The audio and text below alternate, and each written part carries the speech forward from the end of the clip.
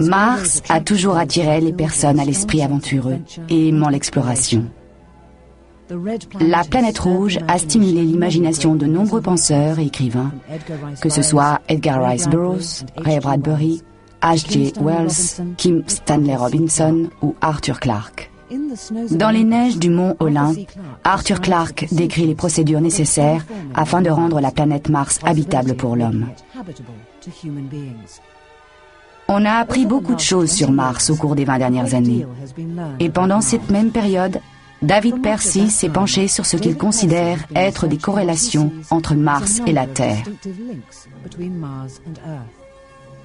Percy, qui est producteur de cinéma et de télévision, donne de nombreuses conférences et a été l'invité de nombreuses émissions de radio et de télévision.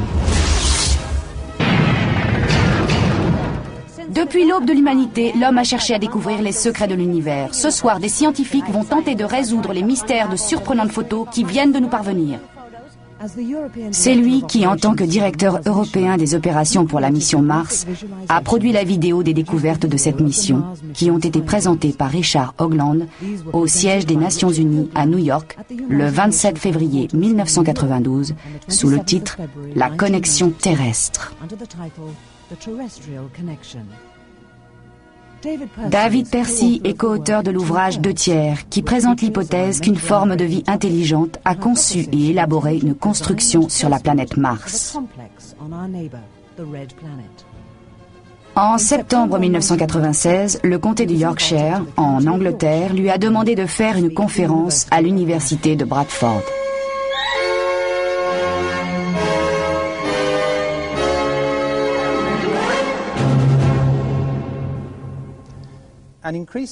De plus en plus de gens ont entendu parler de l'existence, sur la planète Mars, de ce qu'on appelle le visage. Je vais démontrer qu'il existe une connexion entre cette construction sur Mars et les 3 sites anciens de Avebury, Glastonbury et Stonehenge, en Angleterre, grossis à 2 échelles différentes. La plupart des planètes, en raison de leur rotation, connaissent un pôle d'énergie physique tridimensionnel, toujours situé entre les 19e et 20e degrés de latitude, aussi bien dans l'hémisphère nord que dans l'hémisphère sud. Cette latitude coïncide avec celle d'une pyramide fictive de 3 côtés, dont la base serait à l'intérieur de la planète.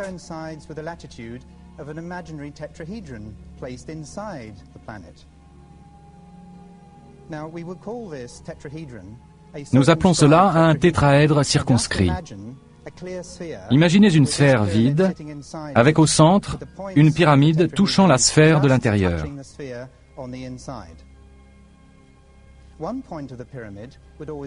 Un des sommets de la pyramide serait au pôle sud de la planète. Le plan, formé par la base et contenant les 3 autres sommets, est toujours à 19,47 degrés. Et nous avons trouvé que la même chose se produit avec la plupart des planètes de notre système solaire.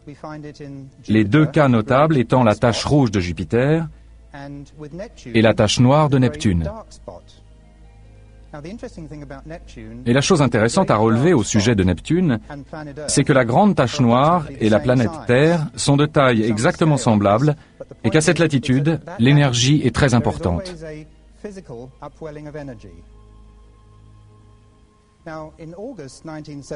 En août 1975, la NASA a envoyé la sonde orbitale Viking vers Mars. En juillet 1976, Viking a commencé à envoyer des clichés détaillés de la surface de la planète. Intéressons-nous maintenant à la région de la planète appelée Cydonia par la NASA. Il y a là abondance d'éléments vraiment insolites. Notez sa position par rapport au tétraèdre fictif. Elle est placée à 120 degrés du mont Olympe, l'endroit du pôle d'énergie sur Mars.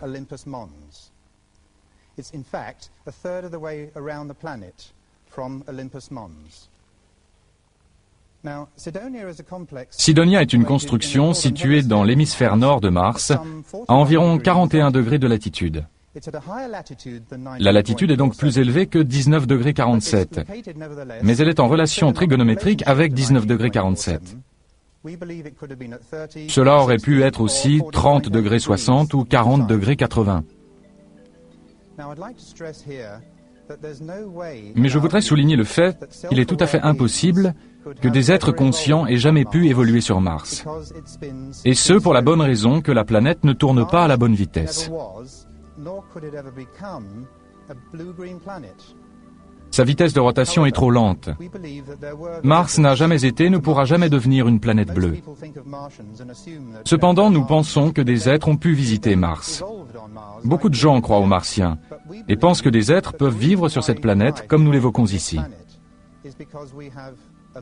La raison pour laquelle la vie évolue sur notre planète réside dans l'existence de la Lune, dans sa taille et le fait qu'elle tourne autour de la Terre.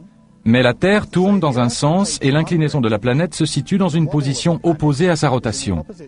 C'est ce phénomène qui crée une tension sur la planète et qui autorise la vie.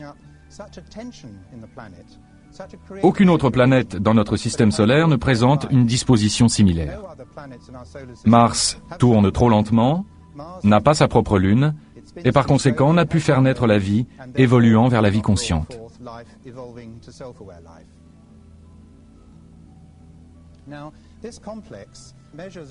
Cette construction mesure environ 30 miles par 15, un total de 450 miles carrés.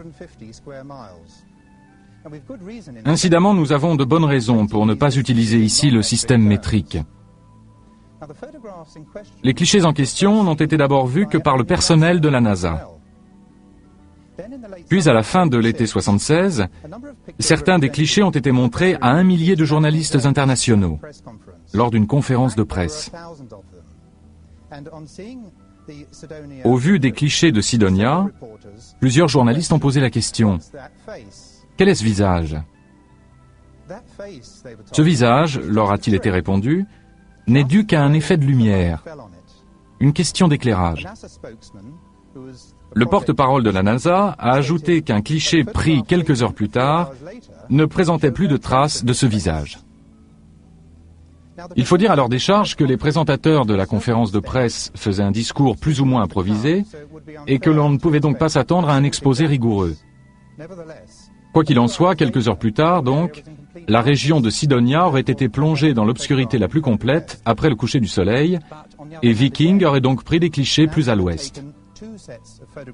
D'autre part, 2 séries de clichés de Cydonia ont effectivement été prises, l'une à 10 degrés et l'autre à 27 degrés d'élévation par rapport au soleil, et ce, à 35 jours d'intervalle.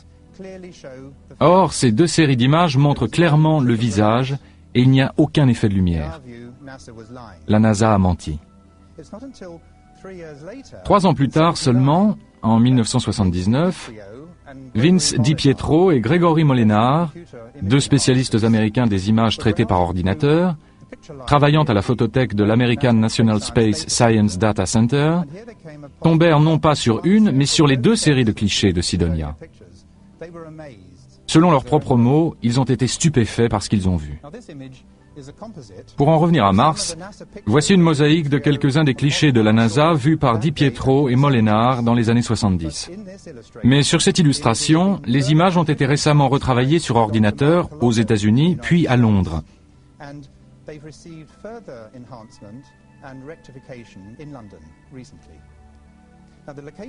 L'emplacement du visage et d'autres parties importantes de la construction sont clairement définis. À droite, vous pouvez apercevoir le cratère, avec sur son pourtour le tapis de matières éjectées. Nous y reviendrons un peu plus loin. Ce que je dois vous signaler d'abord, c'est que le tapis de matières éjectées provient de l'impact qui a créé ce cratère. Le tapis de matière forme comme une gigantesque éclaboussure. Voici un agrandissement du cratère et du mur. Ce dernier est très droit et s'étendant sur environ 3 km. À propos, le visage mesure environ 1500 mètres. Le mur se trouve clairement sur le tapis de matières éjectées. En d'autres termes, l'existence du mur est postérieure au dépôt du tapis de matières éjectées.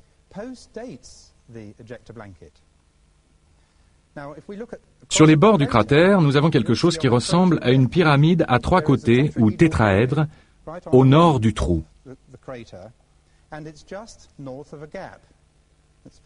Il est très important de se rappeler ce point précis et aussi, si vous les voyez, deux points blancs au centre du cratère, dont il faudra se souvenir tout à l'heure car nous en verrons de similaires.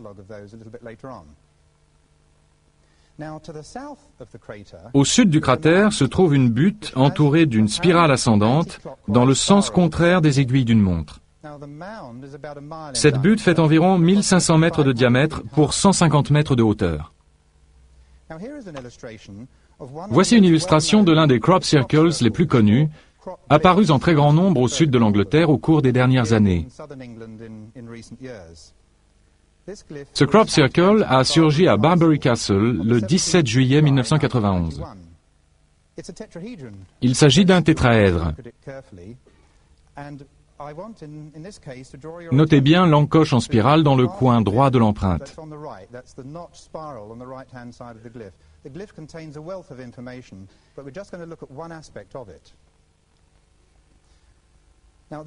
Voici un agrandissement de la spirale logarithmique du crop circle, le bord de la spirale avec ses encoches.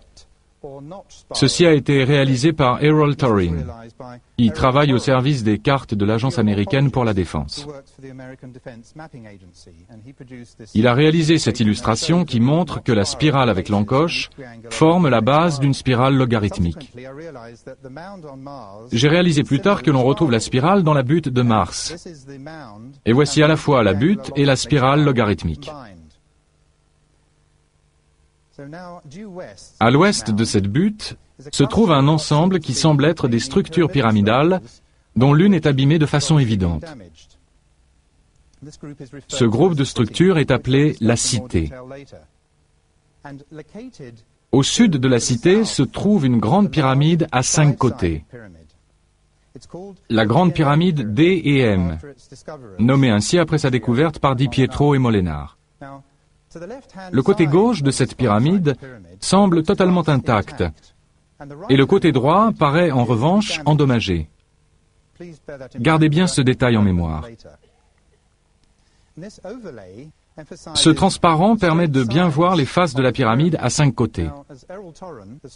Comme Errol Torrin, spécialiste en géomorphologie de l'American Defense Mapping Agency, le souligne, un objet à 5 côtés ne peut pas être formé et, à plus forte raison, maintenu en l'état par la seule force du vent et des phénomènes météorologiques.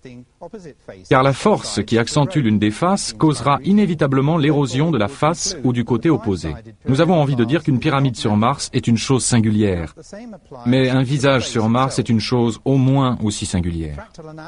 L'analyse fractale utilisée pendant la guerre du Golfe a été employée ici, et comme vous pouvez le voir, l'analyse fractale est à droite et l'image originale à gauche. Ils ont utilisé l'analyse fractale pendant la guerre pour repérer des tanks dans le désert. Et en employant cette technique, les spécialistes ont affirmé que le visage de Mars est la chose la plus étonnante sur plus de 4000 km² à la ronde.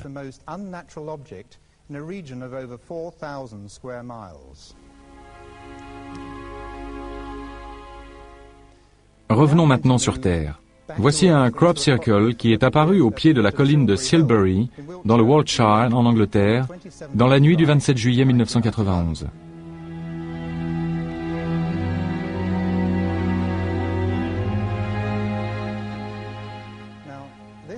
Ce crop circle m'a incité à observer attentivement une photo aérienne dans le livre d'Aubrey Burle, Avebury au temps de la préhistoire.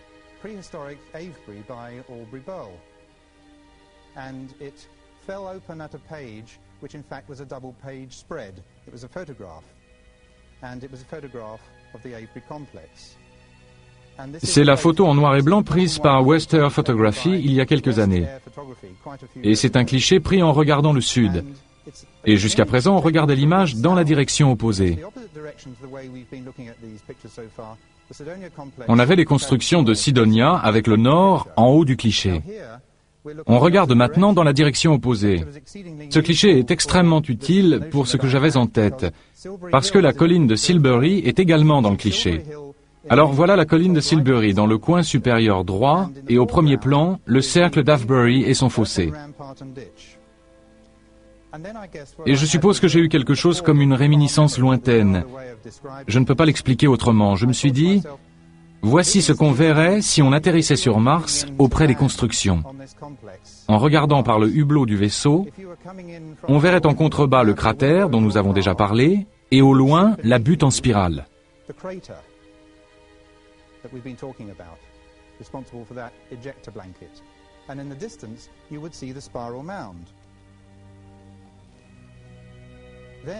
Il m'est alors apparu que le rempart de terrassement et le fossé d'Avebury pouvaient être une représentation du cratère, et la colline de Silbury, au loin, une représentation de la butte en spirale de Cydonia.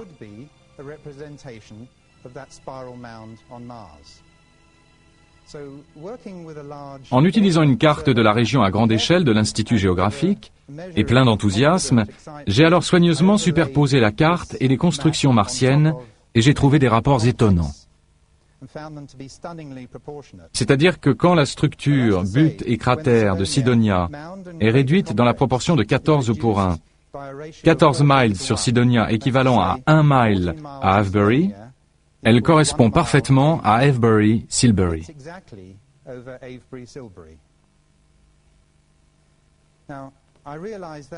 J'ai compris qu'en y ajoutant le crop circle de Silbury, ces trois éléments n'étaient qu'une seule et même représentation géographique et topographique. Ils étaient fondamentalement la même image, transmettant les mêmes informations dans chaque cas. Inspiré par le crop circle, j'ai réalisé que la colline de Silbury et le cercle d'Avebury devaient être des représentations à l'échelle de cette partie des constructions de Mars.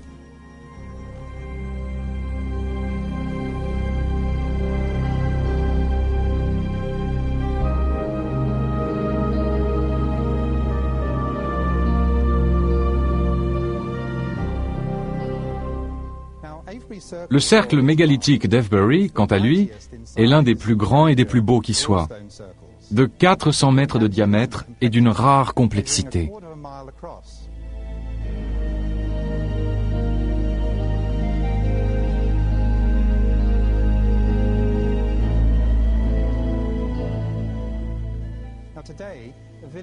Un village s'y niche aujourd'hui.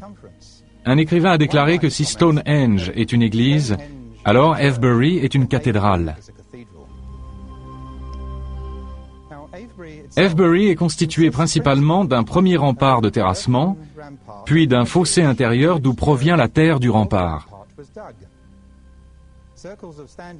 On trouve ensuite les alignements de pierres formant deux anneaux intérieurs. Environ 1,5 million de mètres cubes de matériaux ont été enlevés pour élaborer le cercle d'Avebury. Et on pense qu'il a été construit il y a 5000 ans.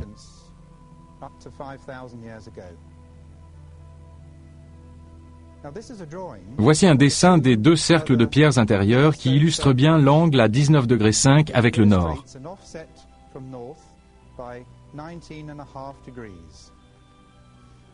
Mais regardez maintenant le centre de ces deux cercles de pierre. Ces deux cercles n'existent plus. Ils sont abîmés, mais des experts en ont fait une reconstitution.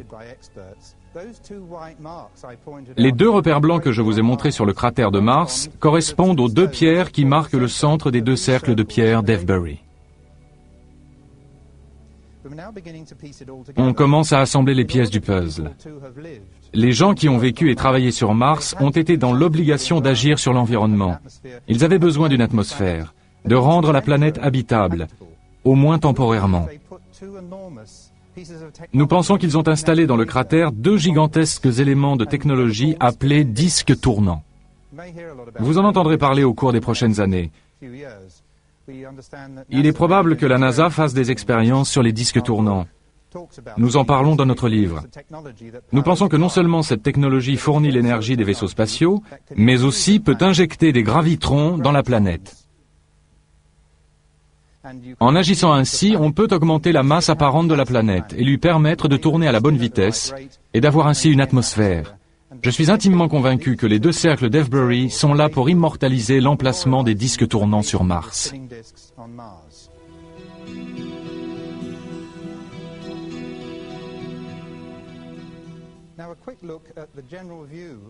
Et maintenant un retour rapide à une vue générale de Cydonia pour nous rappeler l'emplacement exact du cratère et de la butte en spirale à droite des constructions.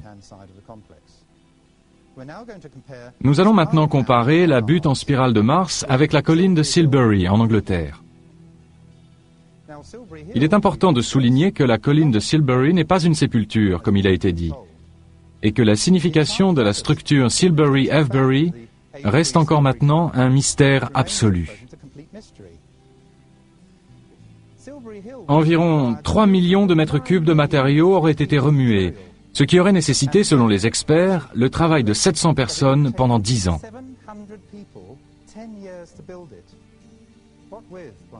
Avec quoi ont-ils travaillé? Et pourquoi? Y avait-il vraiment 700 personnes vivant ici à l'époque? C'est une prouesse étonnante, équivalente à l'arrivée du premier homme sur la Lune. Ça devait être d'une importance considérable pour eux.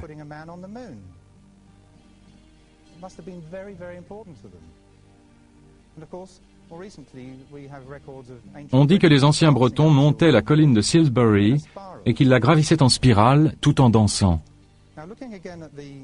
En regardant à nouveau la carte régionale de l'Institut géographique, vous pouvez y voir une ligne droite reliant la partie ouest du cliché à la partie droite. Il s'agit d'une voie romaine. En réalité, cette voie romaine dévie pour éviter la colline de Silbury. On peut se demander maintenant s'il existe à Avebury quelque chose se rapprochant du mur de Sidonia.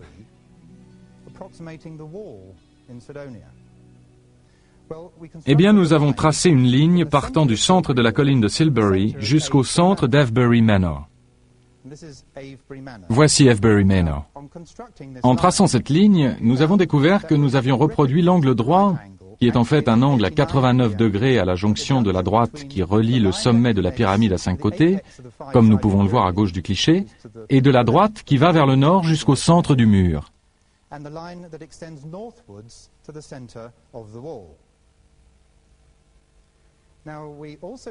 Nous avons également tracé une ligne droite partant du centre de la butte en spirale de Sidonia jusqu'à la pyramide tétraèdre sur le bord du cratère.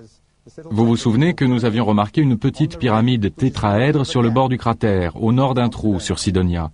Eh bien, l'angle formé par la verticale du mur et cette nouvelle droite est de 19,47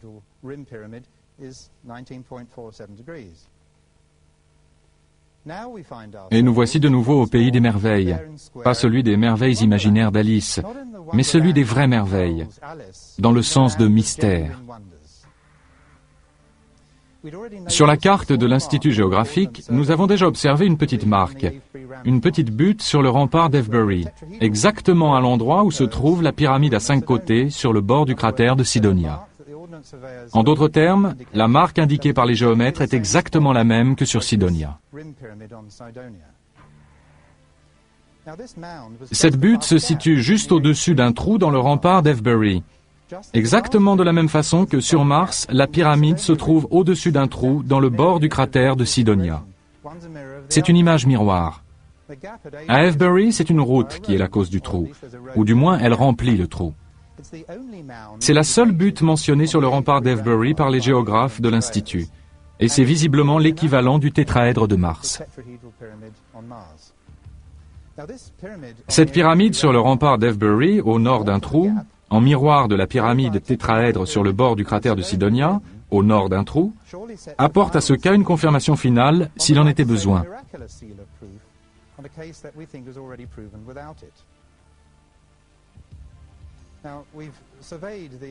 David Myers et moi-même avons fait une étude topographique de la pyramide d'Avebury en décembre 1991. Le tumulus est bien sûr un tétraèdre, mais de structure irrégulière, avec 2 longs côtés et un court, si bien qu'il peut presque donner l'image d'un losange dans une direction. On retrouve ces mêmes aspects dans la pyramide du bord du cratère de Sidonia et dans le mont Thor de Glastonbury.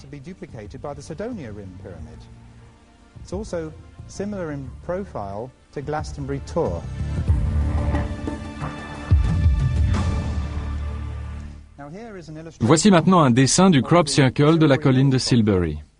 Nous retrouvons ici notre angle de 19,47 degrés. J'ajouterai seulement que les structures et les crop circles que nous étudions peuvent générer facilement d'autres angles de 19,47 degrés.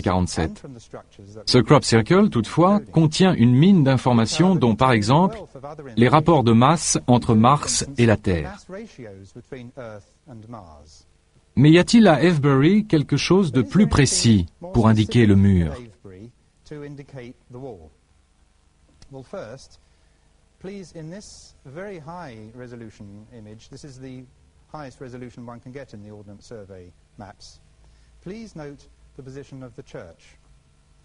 Dans cet agrandissement haute définition, notez d'abord la position de l'église.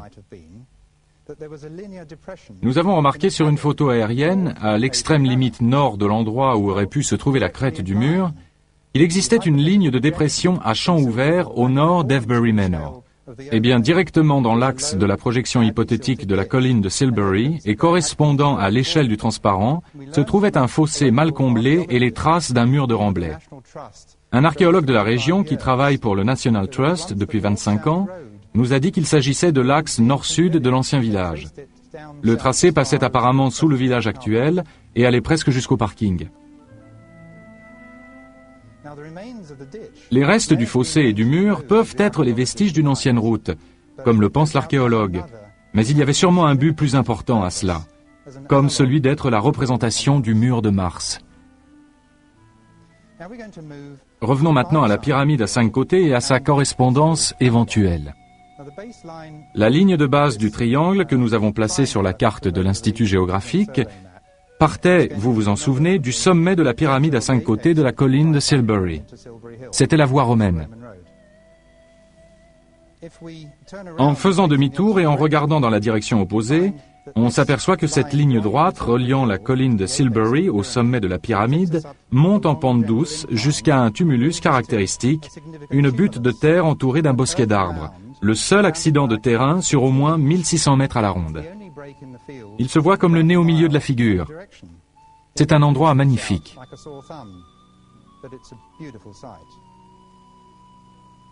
En se rapprochant, on distingue autre chose, une stèle érigée au sommet de la butte. La voici. Et voici David Myers et Tony Coulson. Myers est le co-auteur de 2 tiers. Tony Coulson est radiesthésiste et guérisseur.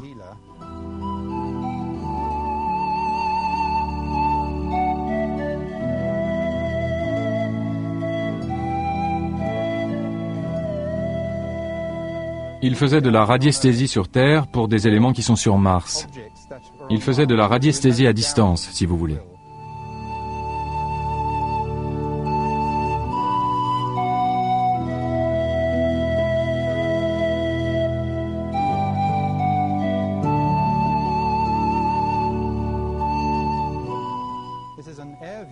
Voici une vue aérienne du tumulus prise en été. On se rend bien compte de son isolement. La partie sombre du champ indique approximativement l'emplacement de la pyramide. Des arbres ont été plantés en ligne droite côté ouest.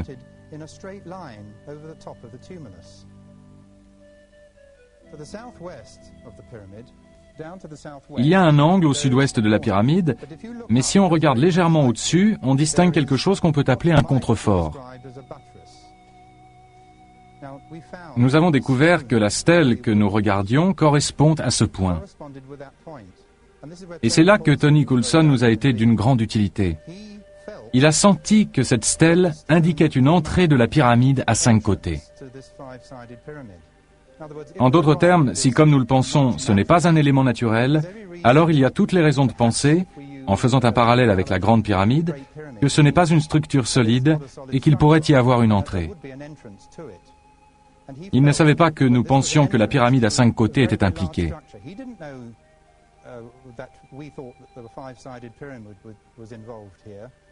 Il s'agit donc ici du côté intact de la pyramide à 5 côtés.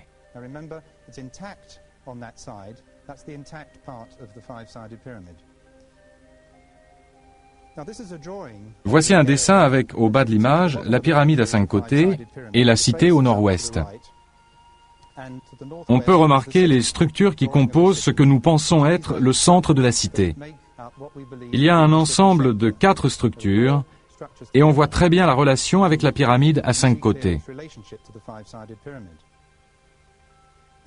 Cette ligne verticale, la ligne nord-sud sur Mars, correspond à la bordure d'arbres en ligne droite de tout à l'heure.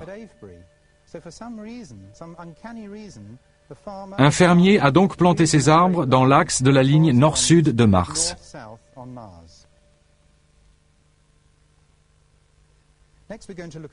Voyons maintenant la cité. La route principale monte jusqu'à ce qui semble être une analogie topographique de la cité. Elle se trouve au nord-ouest de l'image.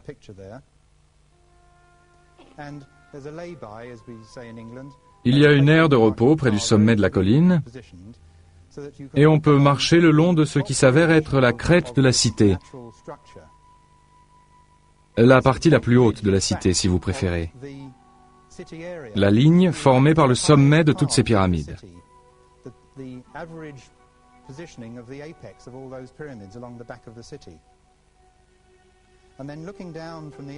Et quand on regarde d'en haut, on aperçoit une sorte d'amphithéâtre géant.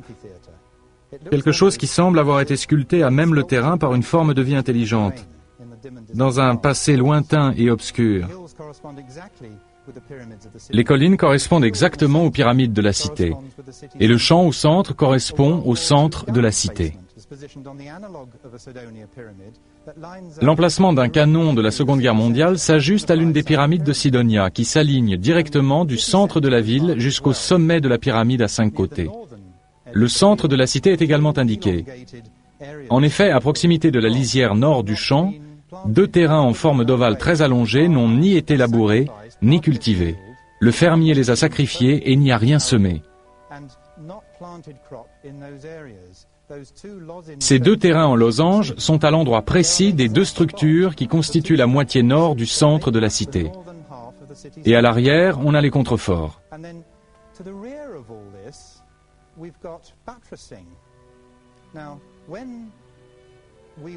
Quand on parlait des contreforts et que Tony Coulson nous aidait à définir ce que pouvait être l'entrée de la pyramide, il nous a fait un dessin.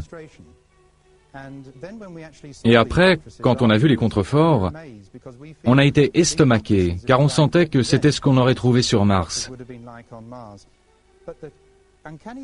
C'est étrange. Comme si on se retrouvait sur un plateau de cinéma d'Hollywood. On voit le devant, le derrière, on sait qu'il y a l'ossature et les étais, qui montrent que tout ça est artificiel. C'est incroyable et très impressionnant. À côté du site se trouve le fameux cheval blanc.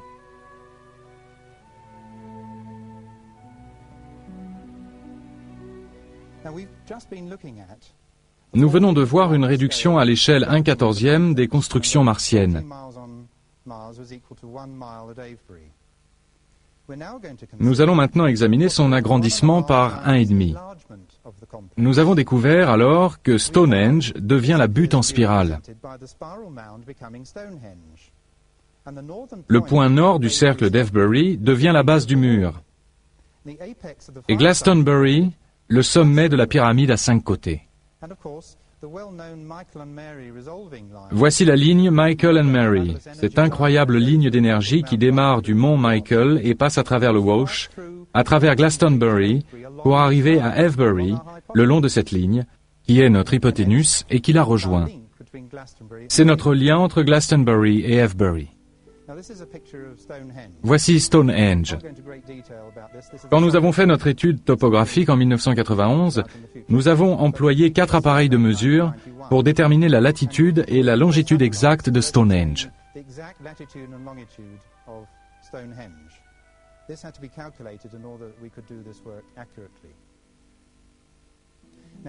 Grossi 1,5 fois, le cratère devient énorme. Il fait plus de 4 miles de diamètre et semble découler de Marlborough Downs, une vallée en forme de bol. Un chemin appelé le Ridgeway décrit un arc de cercle à l'ouest de la vallée. La route qui part d'Avebury suit la crête et le mur.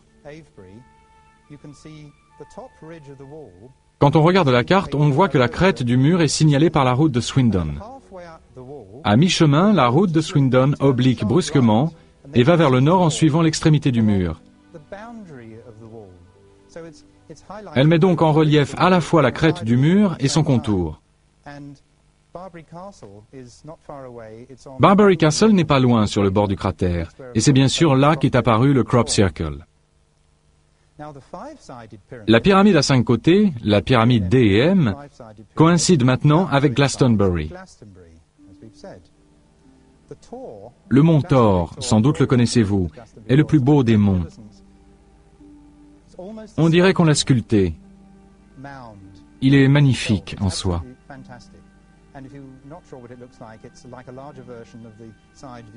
Le mont Thor correspond au sommet de la pyramide à 5 côtés de Sidonia.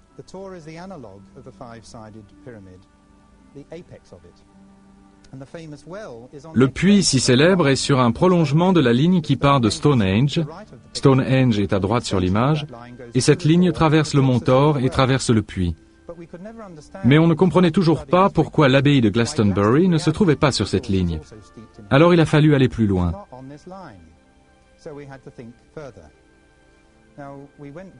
Nous sommes revenus au dessin de la pyramide à 5 côtés de Mars, et nous avons trouvé qu'il représentait à la fois les géométries à 5 et à 6 côtés. Nous savons que les choses vivantes ont une structure géométrique à 5 côtés, et les choses non vivantes, comme les cristaux ou les flocons de neige, une structure géométrique à 6 côtés. Si la pyramide à 5 côtés englobe à la fois les géométries 5 et 6, alors si on les superpose, on peut trouver un dessin sous-jacent. En combinant les symétries 5 et 6, on explicite l'emplacement de l'abbaye de Glastonbury. Souvenez-vous des détériorations de la pyramide que nous avons observées plus tôt. À gauche de l'image se trouve la partie intacte, et à droite, la partie endommagée. Nous pensons que l'abbaye de Glastonbury correspond à quelque chose dans la partie non endommagée de la pyramide, permettant une sorte de vision à distance. Nous avons le sentiment qu'il s'agit d'une partie de la technologie autrefois existante dans la pyramide à 5 côtés. Cette technologie fournissait à des êtres vivants toute l'énergie utile aux constructions dans lesquelles ils ont vécu pendant un certain temps. Et l'abbaye semble avoir contribué à la technologie et à la production d'énergie de ces constructions.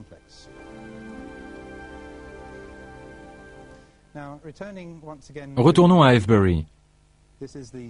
Voici maintenant l'église St. James que nous allons examiner. De l'intérieur, elle semble être construite de travers. Les anciens fonts baptismaux situés sous la flèche ouest et les allées ne sont pas dans l'alignement, sauf quand on se met à la tangente des fonts baptismaux. Il semble qu'à Avebury, tout soit fait pour nous remettre en mémoire l'importance des tangentes.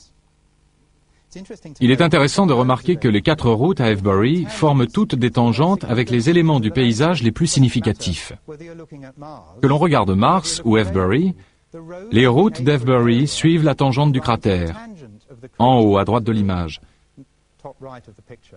suivent la tangente de la colline de Silbury et la tangente de la cité.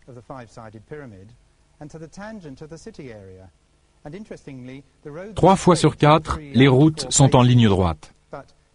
Si vous connaissez la région, vous savez que la route grimpe jusqu'à l'équivalent de la cité, et cette route n'est pas droite sur la carte. Et ces routes se croisent, bien entendu, à la tangente du carrefour de Beckhampton. Par la suite, nous avons découvert que chaque pierre d'Avebury a son équivalent sur Mars. C'est la raison de leur emplacement. La pierre d'Adam et Ève, par exemple, a son équivalent sur Mars, exactement au même endroit. C'est absolument fantastique.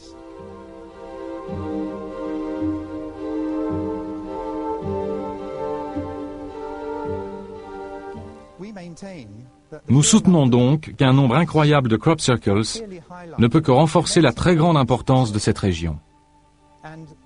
Oui, tout cela est codé. Oui, il y a une clé. Ces informations codées sont au-delà de nos rêves les plus fous. Nous avons déjà déchiffré une grande partie des données, des informations et des technologies contenues dans les crop circles. En conclusion, nous pouvons dire qu'il existe des liens indiscutables et très solides entre les 2 planètes et que par conséquent, il y a eu communication physique et ou mentale entre Mars et la Terre.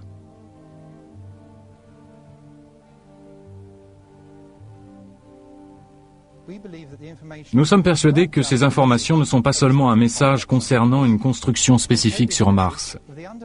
Il s'agit d'un message codé concernant les rouages secrets de l'univers. Permettez-moi de faire ici un lien avec les mathématiques. Cela implique quelque chose appelé topoglie, qui est expliqué dans le livre 2/3. Je ne vais pas vous ennuyer trop longtemps avec les maths, mais les scientifiques aiment les maths. Elles aident à prouver certaines théories. Cela fait partie d'une expérience conduite par Karl Monk aux États-Unis. Il a trouvé le nombre que vous voyez sur la carte, obtenu en divisant la latitude par la longitude d'Avebury, et on trouve alors le point central d'Avebury. Quand on décimalise ces deux nombres, on trouve un nombre qui équivaut au yard mégalithique. Et nous avons également découvert que ce yard mégalithique était une constante astronomique. Vous voyez ces calculs qui nous donnent la distance Terre-Lune la plus courte.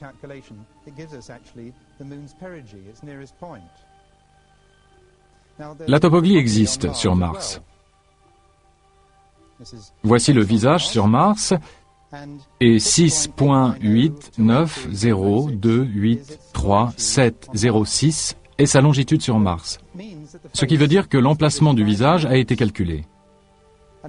Et en multipliant le double tétraèdre par pi, on obtient 41 degrés 11 minutes 10.030 secondes. L'emplacement du visage sur Mars et sa topoglie utilisent la même technique, comme en témoignent les positions centrales d'Avebury ou de Stonehenge ou encore de la Grande Pyramide.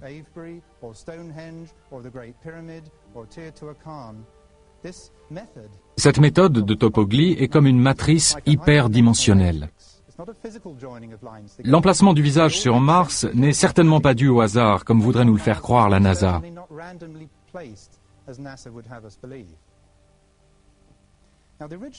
Les premières images de la NASA envoyées sur Terre par la sonde Viking en 1976 indiquaient que le visage était symétrique. Les gens qui étudiaient ces photos supposaient que le côté du visage dans l'ombre était identique à celui qui était éclairé. Toutefois, nous pouvons maintenant démontrer qu'il s'agit d'un sphinx. À la lumière de clichés récemment retravaillés par ordinateur, en utilisant la méthode d'équalisation des contrastes, le docteur Marc Carlotto, qui a dirigé ces travaux, a permis de mettre au jour la partie dans l'ombre afin de l'harmoniser avec la partie éclairée. Si nous regardons attentivement la sculpture à deux côtés de Mars, le côté droit, c'est-à-dire le côté droit quand on se place du point de vue du visage, on voit très bien la moitié primate. Elle pourrait représenter un être humain des premiers temps de la Terre.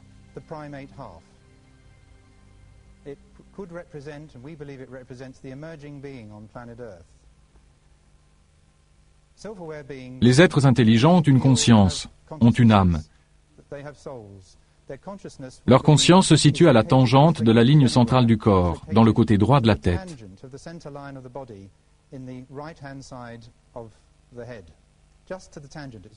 Cela expliquerait pourquoi le côté hominidé est dans la partie droite et le côté léonin dans la partie gauche de la sculpture.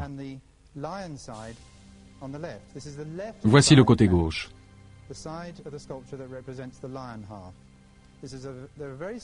Si le côté léonin est dans la partie gauche, c'est parce que le lion a toujours représenté le cœur. Le cœur qui pompe en 3 dimensions, qui nous maintient en vie.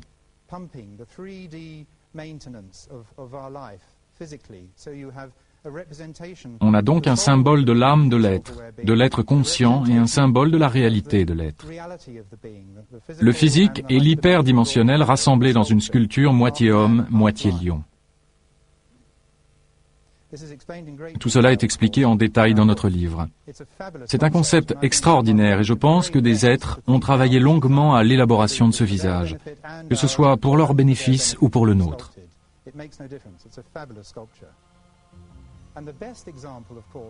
Sur Terre, le plus bel exemple de sphinx que nous ayons est celui connu sous le nom de Ark-Ur, et nous affirmons qu'il a été sculpté il y a environ 237 000 ans.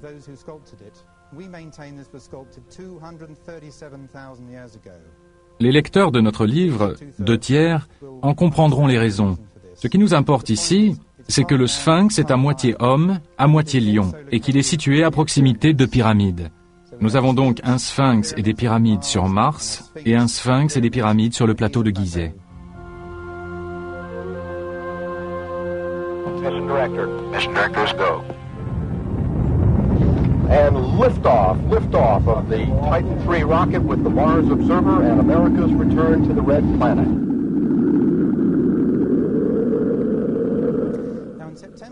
En septembre 1992, la NASA a envoyé sur Mars une sonde spatiale qui avait la capacité, à partir de décembre 1993, de prendre de nouveaux clichés des constructions controversées.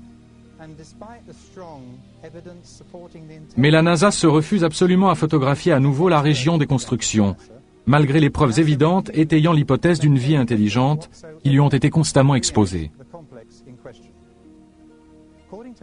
Selon la NASA, les clichés de cette région, si par hasard ils étaient pris, seraient mis à la disposition du public environ 6 mois après leur réception terrienne. Mais au moment même où le vaisseau se mettait en orbite autour de la planète rouge, le 21 août 1993, Mars Observer tombait en panne.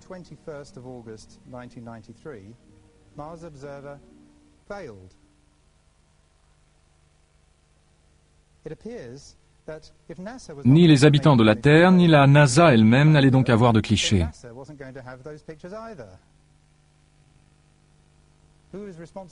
Qui est responsable de la panne de Mars Observer? Depuis la publication du livre 2/3, le 21 août 1993, la NASA semble être revenue à de meilleurs sentiments.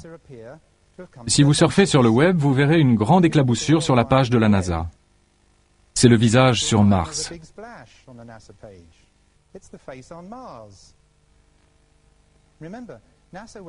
La NASA est allée sur Mars pour y rechercher la vie. Ne serait-il pas fabuleux d'y trouver des indices d'une vie intelligente?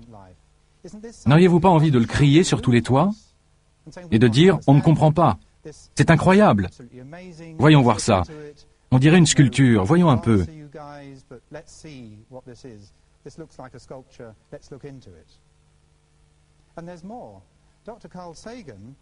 Il faut ajouter que le docteur Carl Sagan a admis que l'argument fallacieux concernant l'éclairage du visage était une déclaration erronée et malheureuse du directeur de projet.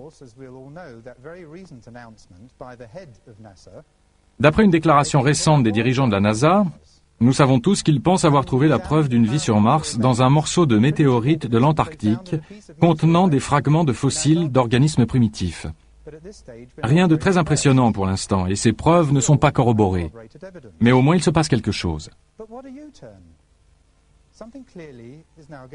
Il semble qu'une décision ait été prise à très haut niveau pour faire admettre l'idée que la vie existe probablement ailleurs et tout spécialement sur Mars.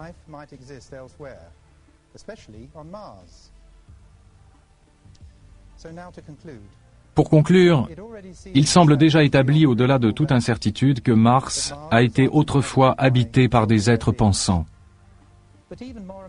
Ce qui est beaucoup plus troublant, c'est qu'il est maintenant tout à fait manifeste que les habitants de la Terre savaient cela il y a 5000 ans et peut-être même avant. La deuxième constatation renforce bien évidemment la première. Ou plutôt, ces deux séries de données forment un tout inébranlable.